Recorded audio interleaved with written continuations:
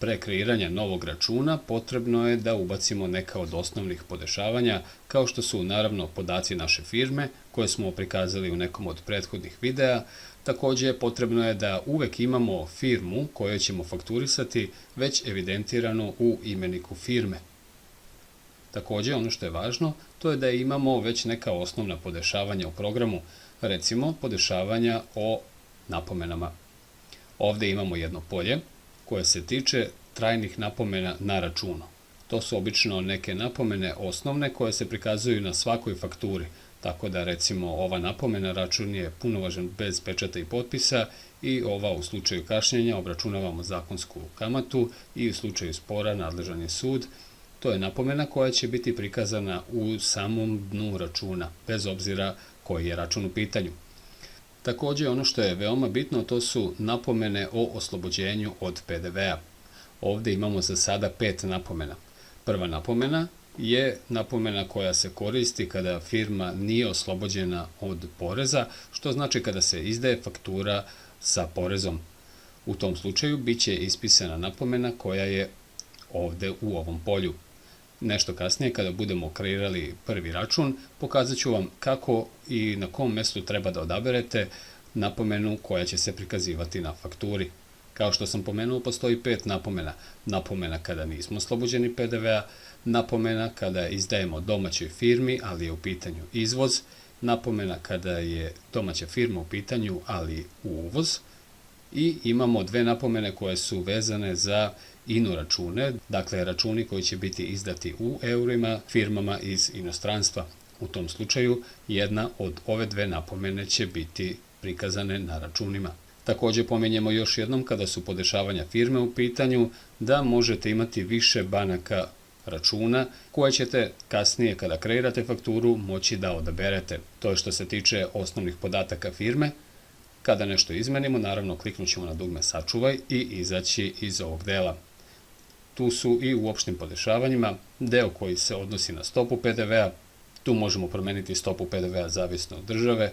Tu je naravno kurs eura i ovo je podrazumevana valuta. U ovo polje možete uneti najčešće korišćenu valutu plaćanja, što znači kada bismo ovdje promenili valutu dana na broj 60, kada krenemo da kreiramo novi račun, automatski će se dodeliti valuta od 60 dana.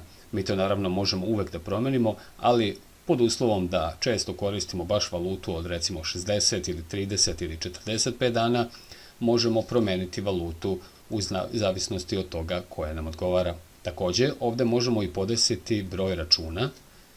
Ovdje je trenutno 4, što znači da će sljedeći račun koji budemo kreirali biti broj 4/20, što označava godinu.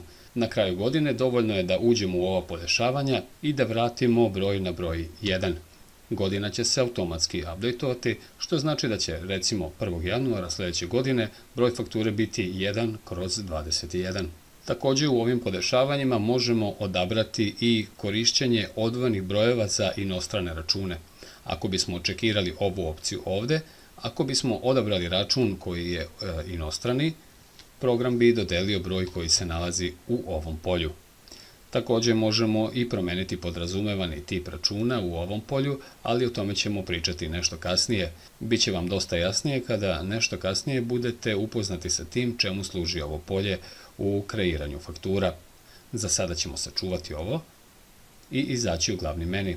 Pre nego što nastavimo dalje na kreiranje novog računa, da još jednom ponovimo šta smo pomenuli u ovom videu.